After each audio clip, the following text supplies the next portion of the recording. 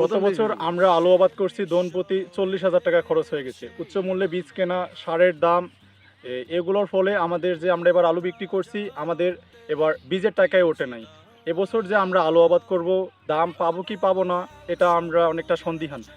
এরপর হচ্ছে যে সরকারের টিআর ব্যবস্থা, আমরা তো এটা বুঝি না। আমরা সাধারণ যারা কৃষক, যারা মাঠ পর্যায়ে কাজ করে থাকি, আমরা কৃষিকাজে জড়িত, তারা তো আমরা টিআর বুঝি না। এরপর হচ্ছে বড় ধরনের একটা সিন্ডিকেট আমরা দেখতে পারতেছি, সেটা হচ্ছে সরকারের যে সার ব্যবস্থা, যাদের কৃষি কার্ড যেটাকে আমরা বলে থাকি। আমাদের তো সাধারণ যারা কৃষক, সকলেরই তো কৃষি কার্ড নাই, এজন্য আমরা আমাদের ন্যায্য মূল্যে সারটা পাচ্ছি না। এরপরে বাজারে হচ্ছে অচল অবস্থা, আলুর দাম একেবারেই নিম্নমানের। এখন আমরা কি করব? আমরা হচ্ছে যে সরকার আমাদের পাশে দাঁড়াবে, অর্থাৎ কৃষকদের পাশে যে সরকারই আমাদের দাঁড়াবে, আমরা সে সরকারকেই নির্বাচিত করব। আর যদি আমাদের দিকে তাকাইতো একটু সরকার, আমাদের জন্য ভালো হইতো, আমরা আলুটা চাষাবাদ করতাম।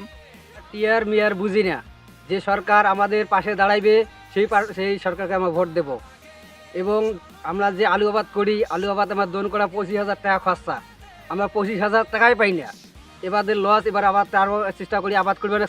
যদি এরপর সরকার দেখে, তাহলে সেই সরকারকে আমরা ভোট দেবো।